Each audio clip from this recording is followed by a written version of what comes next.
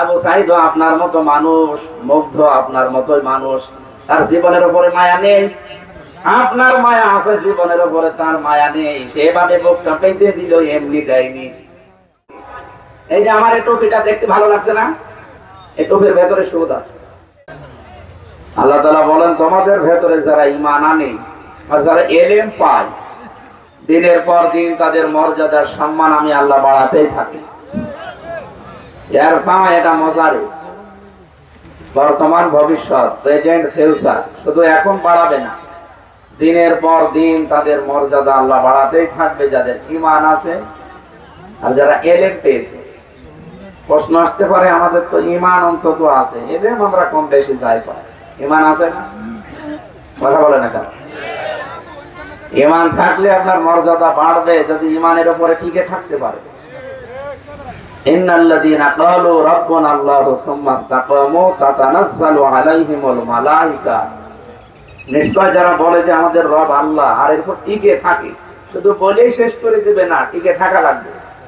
সুম্মা ইসতাকামু, ইস্তিকামাত পয়দা করবে, দৃঢ় থাকবে, টিকে থাকবে। তাতানাজ্জালু আলাইহিমুল মালায়েকা, এটাও মজারে, তাতানাজ্জাল, তাদের বিপদে আপদে আল্লাহ ফেরেশতা একজন দুইজন না, মালায়েকা বহু বছর ফেরেশতা পাঠাতে থাকবে আল্লাহ। ফেরেশতা মণ্ডলী এসে বলবে, আল্লাহ তাখাফু ওয়া লা তাহজানু, ভয় পাবেন না, চিন্তাও করবেন না। ওয়া আবশিরু বিল জান্নাহ, ওই জান্নাতের সুসংবাদ গ্রহণ করেন। আল্লাতী কুনতুম তুআদুন, যার ওয়াদা আল্লাহ তোমাদের সাথে করেছেন। এটা বাংলা অর্থ শুনলাম, এর বাস্তবতা আমরা অনেকে জানি না। আমি নজর চোখে দেখেছি যারা আল্লাহকে রব বলার পরে ঈমানের উপরে যারা সত্যি টিকে থাকতে পারে, লোক দেখানোর জন্য না, সত্যি সত্যি, এদের কাছে যে ফেরেশতা আসে এদেরকে অভয় বাণী শোনায়, চিন্তা নেই, ভয় নেই, এ কথা যে বলে, এটা আমরা দেখেছি। শহীদ মীর কাসেম আলী রহমতুল্লাহ আলাইহি, এই লোকটার যখন ফাঁসি হবে মাত্র 3 ঘন্টা আগে এসেছিল খবর দেওয়ার জন্য যে আপনার ফাঁসি, আপনি রেডি হন। গতবুদ্দিন ভাই ছিল কারারক্ষী, আমাকে বলছিল, হামজা ভাই এই লোকটার দায়িত্বে আমি ছিলাম।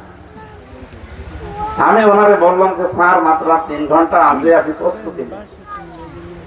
উনি আমারে বলছে 3 ঘন্টা তো অনেক সময়, আমি 2 ঘন্টা ঘুমালাম, তুমি আমার 1 ঘন্টা আগে ডেকে দিলে। আপনার শুনতে যত সহজ মনে হচ্ছে, এটা কি বাস্তব অত সহজ? আপনি ভাবতে পারেন? আপনাকে যদি এখনই বলা হয় যে 1 মাস পরে আপনি মরে যাবেন, আপনি এখনই মরে যাবেন। আর তারে বলছে আমার 3 ঘন্টা পরে ফাঁসি, বলছে আমি 2 ঘন্টা ঘুমালাম। ঘুম আসে কি করে? হ্যাঁ,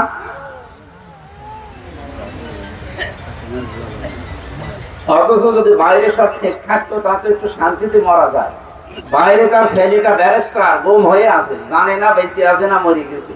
তার স্ত্রী অসুস্থ হয়ে বিছানায় পড়ে আছে, তার যে দলীয় লোকজন হাজার হাজার লক্ষ লক্ষ পালিয়ে বেড়াচ্ছে, আরো হাজার হাজার লক্ষ লক্ষ জেলখানায় বন্দী আছে।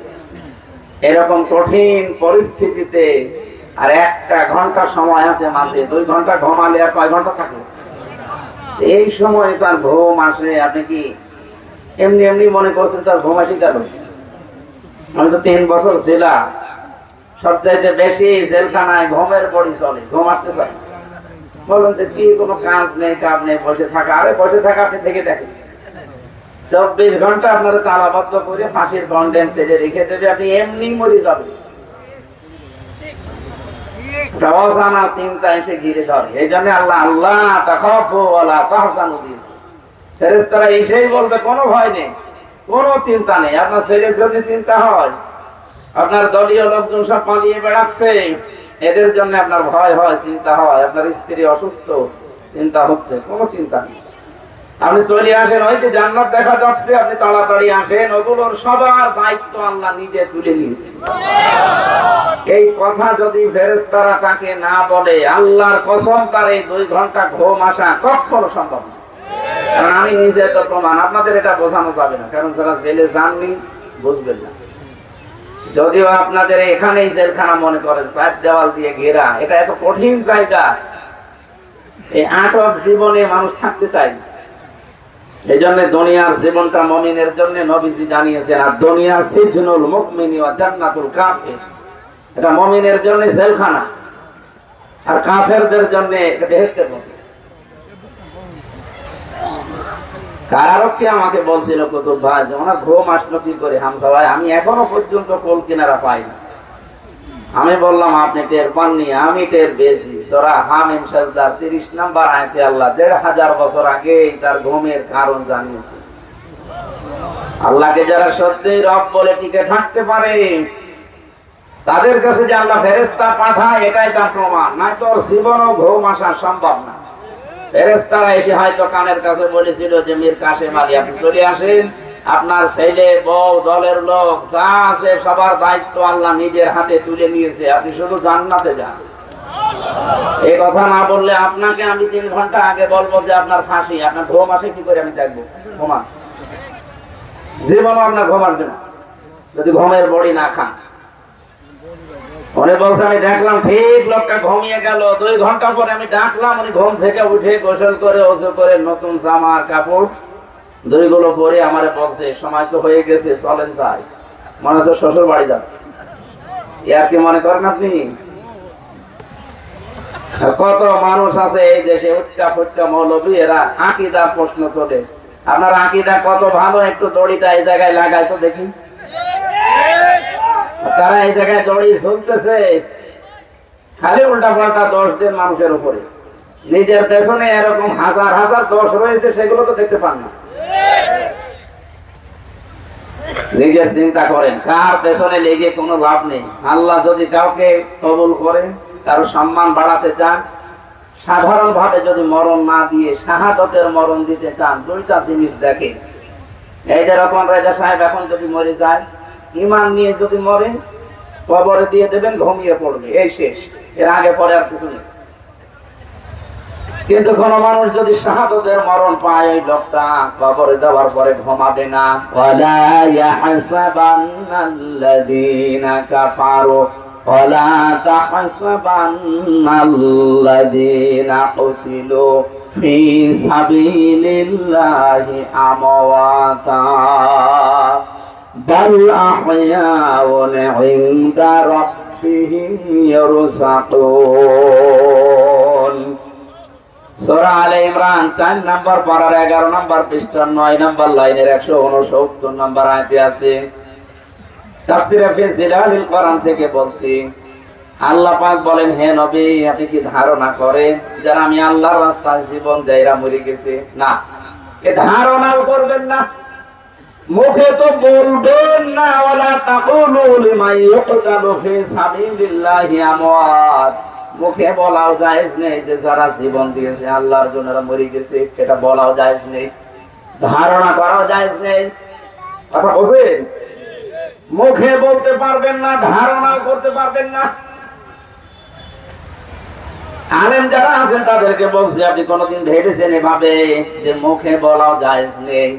সূরা বাকারার 153-54 নম্বর আয়াতে আছে, ওয়ালা তাকুলু লিমান ইউকতালু ফি সাবিলিল্লাহি আমওয়াত বাল আহয়াউ ওয়ালাকিন লা তাশউরুন। কখনো এই কথা বলবা না যারা শহীদ হয়েছে এরা মরে গেছে, না, এ কথা বলা জায়েজ না। বৈষম্য বিরোধী ছাত্র আন্দোলনে যারা জীবন দিয়েছে এরা কিন্তু জালেমের বিরুদ্ধে জীবন দিয়েছে। কেউ যদি দেওয়াল চাপা পড়ে মরে, নবীজি জানিয়েছেন শহীদ হয়, আপনি বলতে পারবেন না শহীদ হয় না? বলতে পারবেন না। আপনাকে বলা লাগবে যে শাহাদাতের মরণ সে পেয়েছে যদি তার ঈমান থাকে। কারণ দেওয়াল চাপা পড়ে মরলে, পানিতে ডুবে মরলে, অ্যাক্সিডেন্ট করে মরলে, সাপে কেটে মরলে এরা শহীদ হয়, নবীজি জানিয়েছেন। এই কথা বলছেন না কেন? জালেমের সামনে যারা নিজের জীবনটা দিয়ে দিল, আপনাকে ভাবতে পারেন অত সহজ? আবু সাঈদ আপনার মতো মানুষ, মুগ্ধ আপনার মতোই মানুষ, তার জীবনের উপরে মায়া নেই? আপনার মায়া আছে, জীবনের উপরে তার মায়া নেই। সেভাবে বুকটা পেতে দিল, এমনি দেয়নি, জর্জরিত হয়ে গেছে। 15.5 বছরের জীবনটা একেবারে জাহান্নাম বানিয়ে ফেলেছে। তাদের বিচারপতি বলেছে যে বাংলাদেশটা আপনারা জাহান্নাম বানিয়ে ফেলেছেন, আমার কোনো অধিকার নেই, আমি কথাও বলতে পারি না, আমি শ্বাস নেব মন ভরে তাও নিতে পারি না, এরকম কঠিন জনজাবি ক্ষুব্ধ ঝঞ্ঝাবি ক্ষুব্ধ পৃথিবী বানিয়ে ফেলেছিলেন আপনি। এই কঠিন পরিস্থিতি থেকে জালেমের বিরুদ্ধে জীবনটা দিয়ে গেল সবচাইতে মূল্যবান তার কাছে। আর অনেক শয়তান এখন বলছে না ওর শহীদ হয় না, নিজে নিজে মরেছে, ওর দাঁত মুখ খুলে ফেলা দরকার। শয়তান শহীদ কি আর কি মারা জিনিস? মুখে বলা যায় নেই যে শাহাদাত যারা বরণ করে মরে গেছে, না বলতে পারবেন না আপনি, তারা জীবিত, আপনি টের পাচ্ছেন না তাই। আর দ্বিতীয় আয়াত হচ্ছে আপনি ধারণাও করবেন না, মানুষের মুখে বলার পরে যেহেতু অন্তরে একটা ধারণা আসতে পারে, এই জন্য ধারণা করা নিষেধ।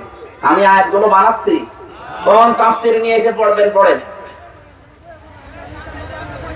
যে মানুষগুলো সত্যি শাহাদাতের মরণ পেয়েছে, বলা তো যাবেই না, ধারণাও করা যাবে না যে মরে গেছে, বলা হায়াউন ইনদা রাব্বিহিম ইউরসাকুন, তারা জীবিত এবং খাবার খায়।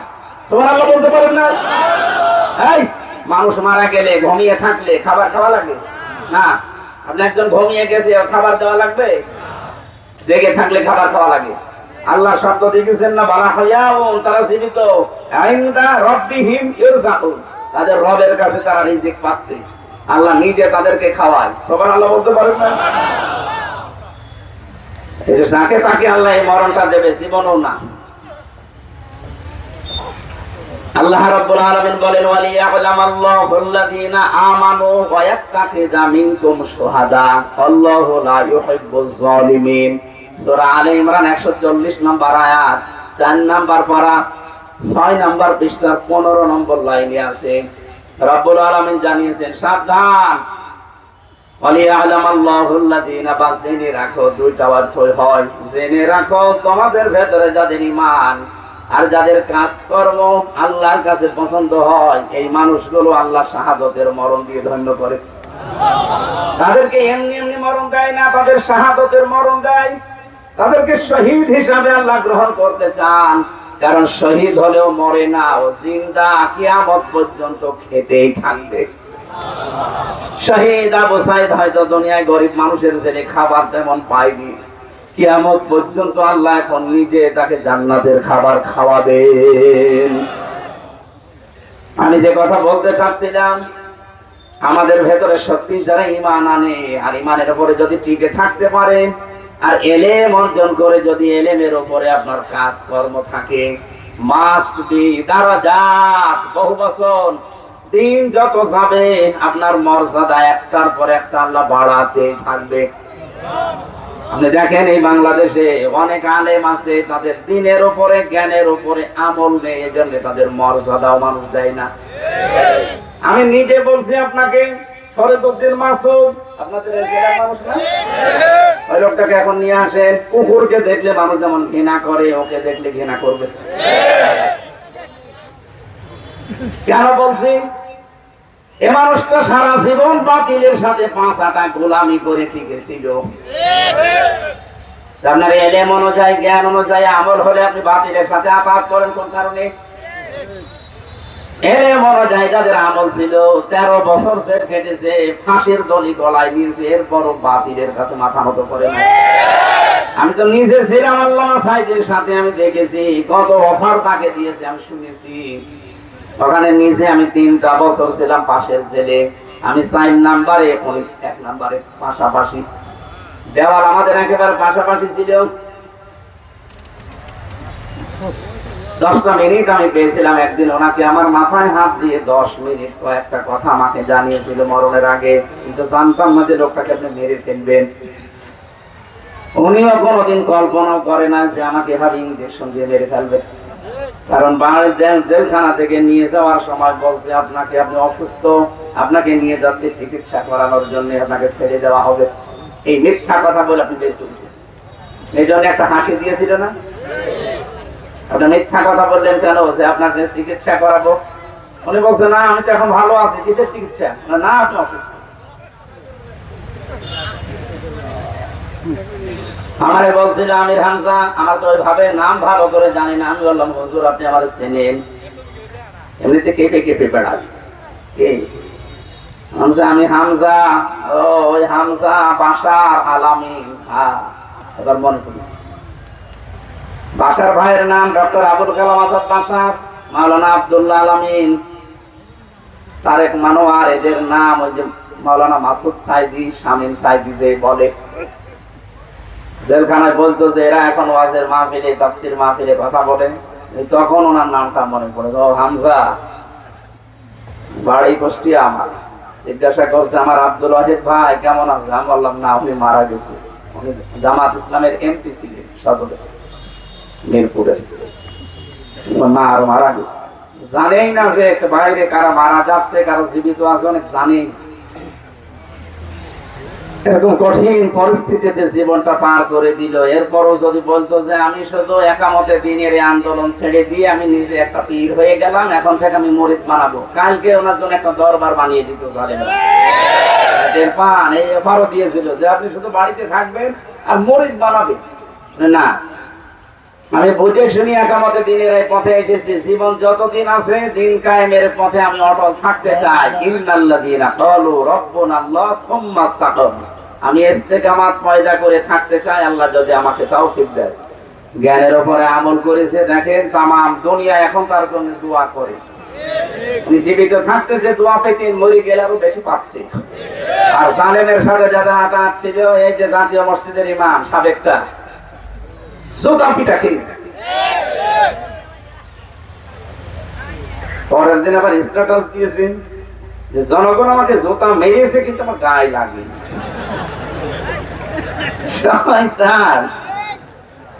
মানুষের সম্মান আর আছে? জ্ঞান অনুযায়ী আমল না করলে আল্লাহ তাকে যেভাবে অপমান করে, তার বাস্তব প্রমাণে বিচারপতি কালামানি গলার পাতায় শুয়েছে। গলায় গামছা দিয়ে টানতে টানতে নিয়ে আসছিল না? গলায় গামছা দেয় কাঁদে চোর যারা। কথা বলে না কেন? সারা জীবন বিচার চুরি করেছে, ন্যায় বিচার না করে অন্যায় বিচার করেছে। বলছে আল্লামা সাইদিকে আমি ফাঁসি দিতে পারিনি, আমার জীবনের সবচাইতে বড় আফসোস। এমন অপমান আল্লাহ করেছে, কলার পাতা শুয়ে শুধু শেষ না, গামছা দিয়ে টেনে এনেছে, আমার পিছু উঠে গেছে। হ্যাঁ, আপনি যে দেখেন পিছু উঠে গেছে। আমি কয়েকদিন আগে ছিলাম টাঙ্গাইলে, ওখানে যে কারারক্ষী আছে উনি ওই সময় আমার দায়িত্বে ছিল, এখন বদলি হয়ে গেছে। আমার বছর এখন আমার ওই শয়তানে আমার দায়িত্বে আছে। ওই আপনি যে রুমে ছিলেন ওর পাশের রুমে ওরা আমার রেখে দিয়েছে। মাঝে মাঝে যায়, পড়ে আছে, সবসময় পড়ে থাকে। সুপ্রিম কোর্টের একজন বিচারপতি, আর সেই শয়তান সারাটা জীবন অবিচার করেছে। আল্লাহ এখন অবিচার করছে। আল্লাহ অবিচার না, আল্লাহ ন্যায় বিচার করছে। এই জন্য আমার কথা ছিল, জ্ঞান অনুযায়ী আপনি আমল না করলে আপনি যত বড় মহারথী দাবি করেন, আপনার সম্মান থাকবে না। দিন যত যাবে তত মানুষের ভেতর থেকে ঘৃণা বের হবে। আর যদি জ্ঞান অনুযায়ী আমল করতে পারেন, দিন যত যাবে আপনার সম্মান মর্যাদা আল্লাহ বাড়াতেই থাকে। আল্লাহ এই জন্য যারা এসেছেন, যাদের নাম বলতে পারলাম না, এই মানুষগুলোর ঈমান এবং জ্ঞান অনুযায়ী এরা যেন আমল করে, আর দুনিয়া আখিরাতের সম্মান আল্লাহ যেন বাড়িয়ে দেয়। দল মত নির্বিশেষে এখানে সামনে বসা আছেন আমার প্রাণ প্রিয় ভাইরা, বোনেরা, পর্দার আড়ালে মেয়েরা আছে না, সম্মানিত মা এবং বোনেরা, প্রাণ প্রিয় কিশোরগঞ্জবাসী, সবাইকে নিয়ে আল্লাহর দরবারে শুকরিয়া জানাচ্ছি, যিনি দিনের বেলা এখন হাজারো কাজ ছিল, কত ব্যস্ত মানুষেরা জানেন। এই যে সভাপতি একটা ডক্টর, আজকের বিশেষ অতিথি যিনি আছেন আপনাদের এলাকার সন্তান অ্যাডভোকেট রকম রেজা, নিজের কোর্ট কাছারি আদালত বাদ দিয়ে চলে এসেছে। আল্লাহ রাব্বুল আলামিন আমাদের সবার কাজকর্ম বাদ দিয়ে যে কোরআনের পেছনে সময় দেওয়ার মতো সুযোগ দিলেন, বলেন আলহামদুলিল্লাহ। দরুদ আর সালাম পড়ছি আমাদের নবী, মানবতার মহান শিক্ষক মুহাম্মদুর রাসূলুল্লাহ সাল্লাল্লাহু আলাইহি ওয়াসাল্লামের প্রতি। নবীর প্রতি আমাদের কিছু কাজ আছে না? কথা বলেন না কেন? এক নম্বরে উম্মত হিসাবে আমাদের কাজ নবীর উপরে কি? দরুদ পড়া। কি পড়া বলেন তো? দরুদ শুধু আমরা একা পড়ছি? ইন্নাল্লাহা ওয়া মালাইকাতাহু মালাইকাতাহু ইউসাল্লুনা আলান নবী ইয়া আইয়ুহাল্লাযীনা আমানু সাল্লু আলাইহি ওয়া সাল্লিমু তাসলিমা। রব্বুল আলামিন বলেন, অবশ্যই আমি আল্লাহ নিজে এবং আমার যত ফেরেশতা আছে, মালাকুন না মালাইকা, যত ফেরেশতা আমি বানিয়েছি সবাই আমার নবীর উপরে দরুদ পড়ছে। ঈমানদার দাবি করতে চাও, তোমাদেরও দায়িত্ব দিলাম, সাল্লু আলাইহি, তার উপরে দরুদ পড়ো। কিভাবে পড়বা? ওয়াসাল্লিমু তাসলিমা, যেভাবে পড়া উচিত যথাযথভাবে। এই শব্দটা নিয়ে ব্যাখ্যায় পড়েছি কিভাবে আমাদের দরুদ পড়া লাগবে। বাংলাদেশে আমরা অনেকেই দরুদ নিয়ে ভেজালে আছি। কি এদেশে যে যে দলে করে, যে যে মতে আছে, ওই দলের দিকে, ওই মতের দিকে একটা আলাদা দরুদ বানিয়ে চালাচ্ছে। কথা বুঝতেছে? অথচ দরুদ কি? দরুদের ভেতরে যা পড়বেন ওইটা আপনার প্র্যাকটিক্যাল জীবনে থাকা লাগবে। এক নম্বরে মানুষ যখন আমরা এখানে বললাম আল্লাহুম্মা সাল্লি আলা, হে আল্লাহ তুমি রহমত নাযিল করো আলা মুহাম্মদ, মুহাম্মাদের উপরে, সঙ্গে সঙ্গে যেন আল্লাহ আমাদেরকে প্রশ্ন করছে যে মুহাম্মদটা কে। সবাই আমরা এক বাক্যে জবাব দিয়েছি, সাইয়্যিদিনা, তিনি আমাদের নেতা, তিনি আমাদের কি? আরো জোরে বলেন কি? এটা কি দুনিয়ার বিষয় নেতা? না, এটা আখিরাতের সাথে সম্পর্কিত। কিয়ামতে প্রতিটি মানুষকে আল্লাহ বিচারের জন্য ডাক দেবেন, একা একা ডাকবেন না, তাকে ডাকবেন তার নেতার সাথে। না, একা ডাকবেন প্রথম স্টেপে। কিয়ামতের দিন প্রতিটি মানুষকে আল্লাহ প্রথমে ডাকবে তার একা একা, সামনাসামনি, একা একা ডাকবে, আয় এখানে আয়, জীবন সম্পর্কে প্রশ্ন করবে। আর দ্বিতীয় স্টেপে এবার একা ডাকবেন না, এটা ছাড়া বনী ইসরাইলের ৭১ নম্বর আয়াত। প্রতিটি মানুষকে আল্লাহ ডাকবেন তার নেতার সাথে। কার সাথে? এটা যদি দুনিয়ার বিষয় শেষ হয়ে যেত, আল্লাহর কসম, আল্লাহর কসম, এই আয়াতটা আমি পড়তামই না। যেহেতু আমরা ভুল পথে আছি, অনেকে নেতা ঠিক নেই, অনেকে এমন নেতার পেছনে ঘোরেন যে নেতার চরিত্র শয়তানের চাইতে খারাপ। রাত ৯টার পরে আর ঠিক মতো মাটিতে মা পড়ে না, রিকশা ছাড়া বাড়ি যেতে পারে না। এক কথা বলছে না, নামিয়ে দেবেন, খেজুর গাছে ধাক্কা দিয়ে বলবেন ইয়া ভাই সাইড দিয়ে। আর কতক্ষণ দাঁড়িয়ে থাকবে? ওরা যে খেজুর গাছ ও জানেই না, কারণ খেয়েছি তো গাছ লাল পানি। এরকম নেতার পেছনে থাকা যাবে না, খুব চিন্তা ভাবনা করে চলবে, কারণ কিয়ামতে ওর সাথে আপনাকে ডাকবে। সূরা হুদ, এদিকে তাকান, সূরা হুদ 12 নম্বর পারা, 12 নম্বর পৃষ্ঠা, প্রথম নম্বর লাইনের ৯৮ নম্বর আয়াত। ইয়াকুদুমু কওমাহু ইয়াওমাল কিয়ামাতি ফাআউরাদাহুমুন নার ওয়া বিসাল বিরদুল মাওরুদ। যত তাফসীর আছে বাংলাদেশে, এরা ৪২টার উপরে, সব মুফাসসির আয়াতের ব্যাপারে একমত। বাংলা অর্থ বলছে, সামারাইজ করি, বিস্তারিত ব্যাখ্যার জন্য তো আয়াত পড়েছি। এক কথায় বলছি, এক কথায় জবাব নেই, এরকম বাক্য নেই, এক কথায় জবাব দেয়। এক কথায় জবাব হচ্ছে, যেই দলের নেতা জাহান্নামে যাবে, ওই দলের কর্মী যত আছে সব তার সাথে জাহান্নামে যাবে। বলেন কোন হুজুর নিয়ে এসে বলবেন এই আয়াতটা ভুল, প্রমাণ করেন, এবার করেন। ইয়াউমান ইয়াকদুমু কওমাহু ইয়াউমাল কিয়ামাতি ফাআউরাদাহুমুন নার, এটা যদিও ফেরাউন সম্পর্কে নাযিল হওয়া, তো মুফাসসিরিন ইকরাম কিয়ামত পর্যন্ত এই আয়াত থাকবে এইজন্য ব্যাখ্যা দিয়েছেন। না থাকবে না? থাকবে না কিয়ামত পর্যন্ত? এইজন্য কিয়ামত পর্যন্ত যেই দলের নেতা জাহান্নামে যাবে, ওই দলের যত কর্মী সব তার সাথে জাহান্নামে যাবে। আপনি এখন বলেন এই নেতা কি দুনিয়ার বিষয়? এই জন্যই তো দরুদের দ্বিতীয় শব্দেই বলা হচ্ছে যে মুহাম্মদ সাইয়্যিদিনা, উনি সাধারণ মানুষ না, উনি আমাদের নেতা। উনি কি? এরপরে শব্দ তো আরো কঠিন। দ্বিতীয় নম্বরে বলা হয় মাওলানা, তিনি আমাদের মাওলানা। মাওলানা মানে আমির হামজা, কি?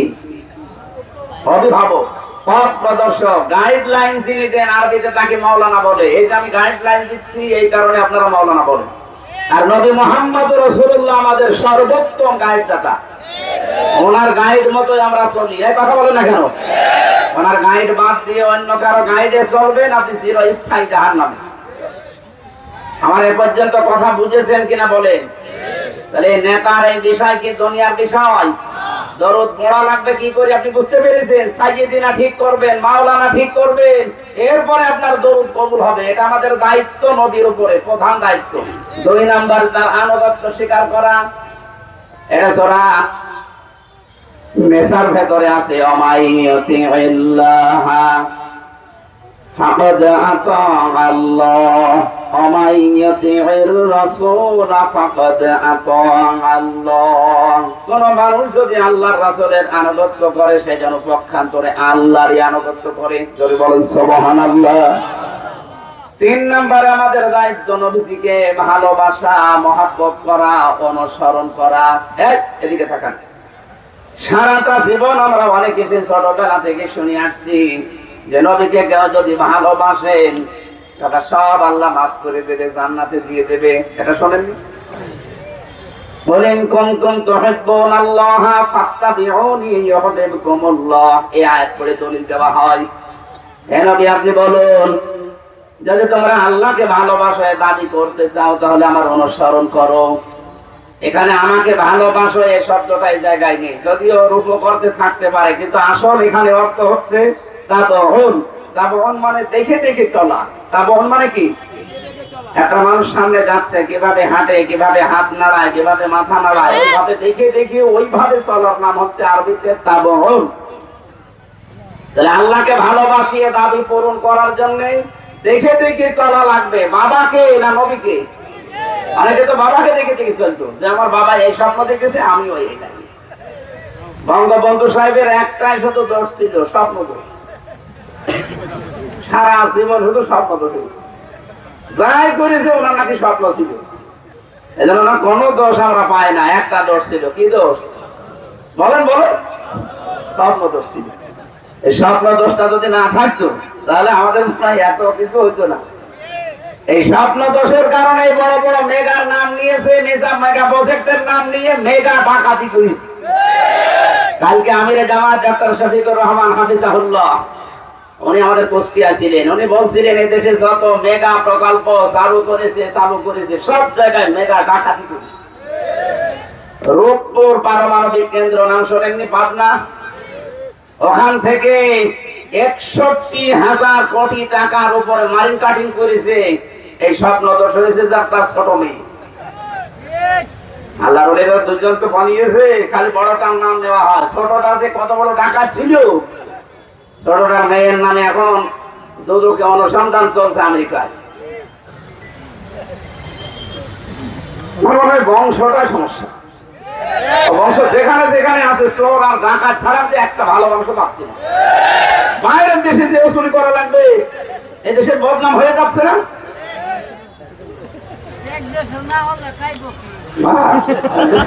খাইব কি দেখি বলি? আল্লাহর ওলি বুঝি হয়েছে। আমরা না খেয়ে মরি। এই যে লোকটা চেহারার দিকে তাকান তো মনে হচ্ছে সারাদিন খাই, আর তাদের খাবারের কোনো অভাব নেই।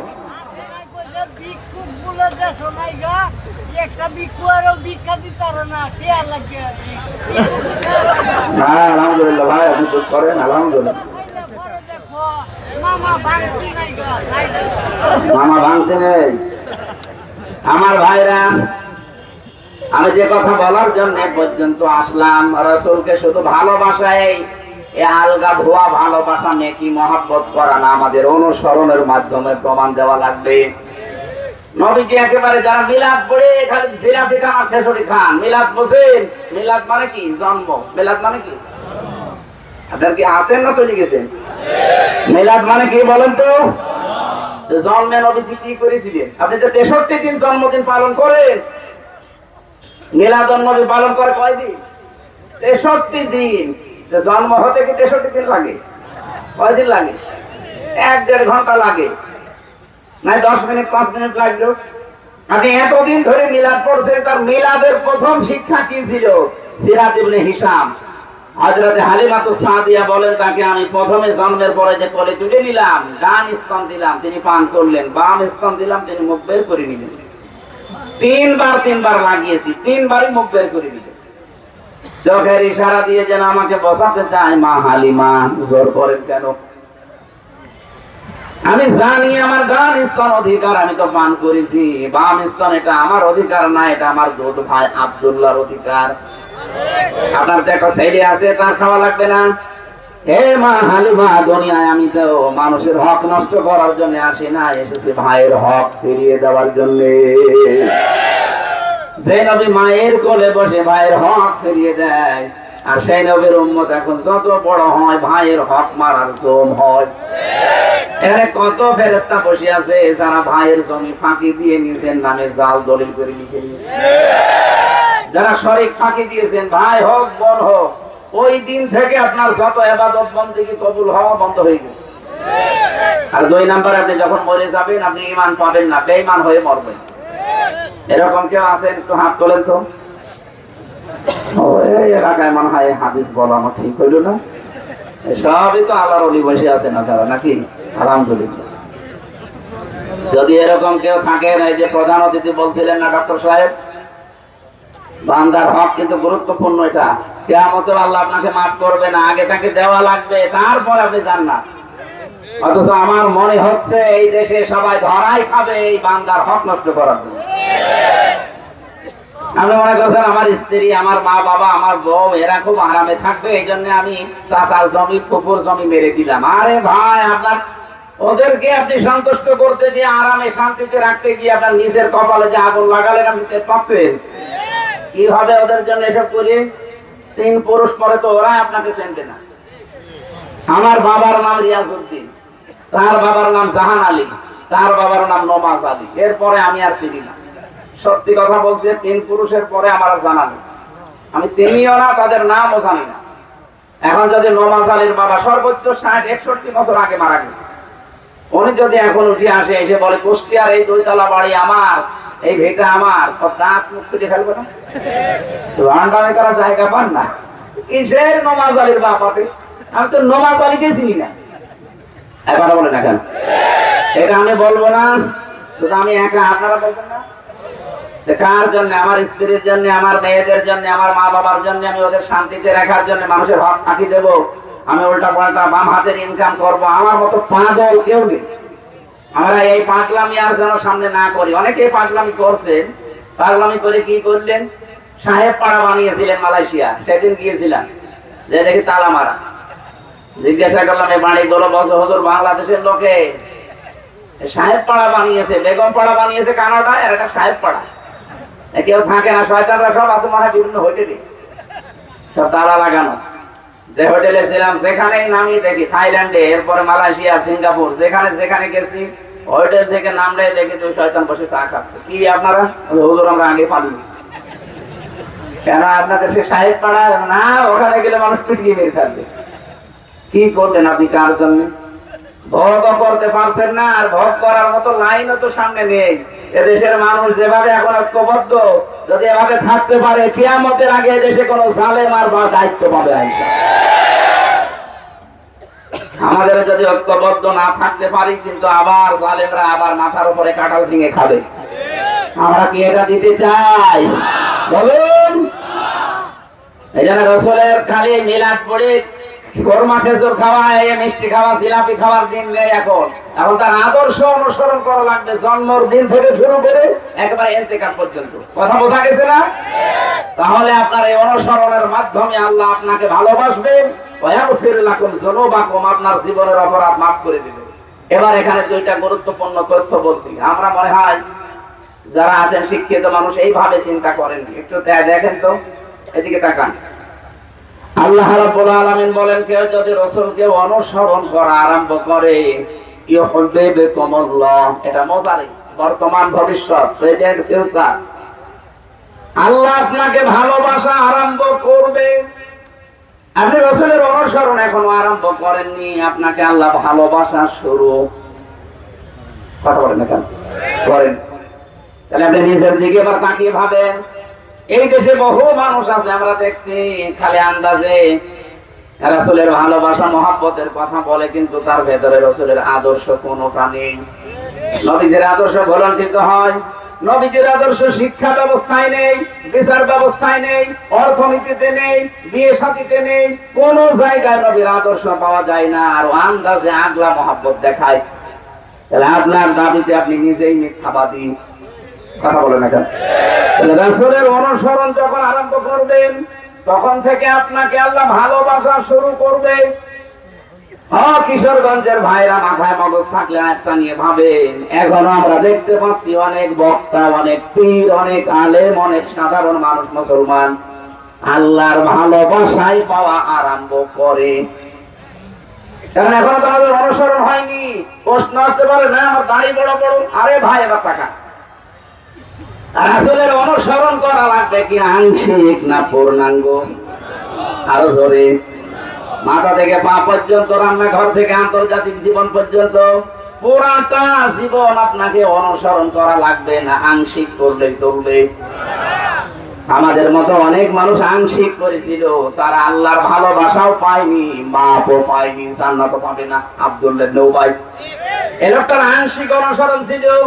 ওর দাড়ি ছিল রাসূলের মতো, ওর জুব্বা ছিল রাসূলের মতো, ওর পাগড়ি ছিল রাসূলের মতো, ও মেসাক করতো রাসূলের মতো, কিন্তু বাস্তব জীবনে, রাজনৈতিক জীবনে ওর নেতা ছিল মুহাম্মদুর রাসূলুল্লাহ বাদ দিয়ে আবু জেহেল।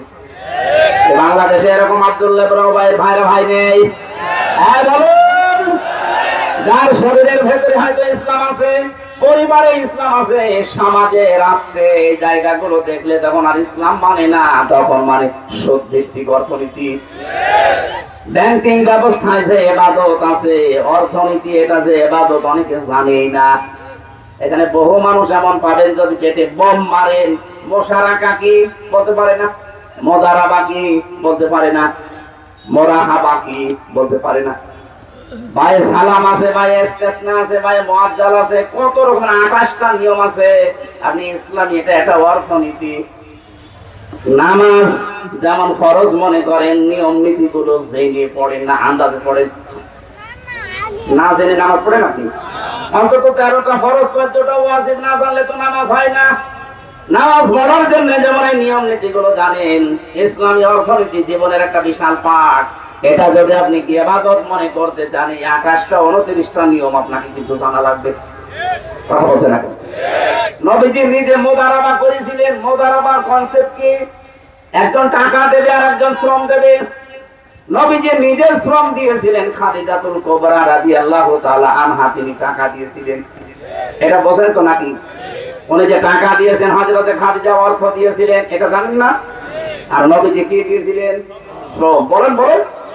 এখনো ব্যাংকিং ব্যবস্থা যদি এইটা করে, আপনি টাকা দেবেন, সে শ্রম দিয়ে আপনার ওই টাকা খাটাবে, বিভিন্ন প্রতিষ্ঠানে খাটিয়ে সে টাকা থেকে টাকা উপায় করবে, এটা জায়েজ আছে। যদি ইসলামী ব্যাংক করে জায়েজ, যদি সোনালী ব্যাংক করে জায়েজ, যদি রূপালী ব্যাংক করে জায়েজ, যদি অগ্রণী ব্যাংক করে জায়েজ, যদি চৈতালি ব্যাংক, চৈতালি আছে, এটাও হবে। যত রকমের ব্যাংকিং ব্যবস্থা বাংলাদেশে আছে, আমরা দেখতে পাই যে না, ইসলামী ব্যাংক হয়তো শরীয়তের নিয়ম নীতিগুলো মেনে চলছে। 100 ভাগ পারবে না যতদিন এই দেশের যাকাত ভিত্তিক অর্থনীতি রাষ্ট্রীয় ভাবে কায়েম না হবে। এদেশে যদি জিব্রাইলও ব্যাংক খোলে, তাও তো ডাইরেক্ট ইনডাইরেক্ট সুদ খাওয়া লাগবে, তাছাড়া উপায় নেই। এই যে আমার এই টুপিটা দেখতে ভালো লাগছে না, এই টুপির ভেতরে সুদ আছে।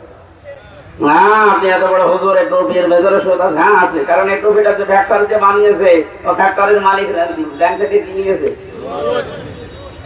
এই দেশে যতদিন যাকাত ভিত্তিক অর্থনীতি রাষ্ট্রীয় ভাবে কায়েম না হবে, বাঁচা সম্ভব না, হয় ডাইরেক্ট না ইনডাইরেক্ট। রাসূলের অনুসরণ অর্থনীতিতে নেই, এই কথা বলছেন না? অনেকে শুধু মনে করছে মাথার টুপিটা রাসূলের মতো হলে হবে, দাড়ি হলে হবে, আর অর্থনীতি ও দুনিয়ার কাজ কে বলে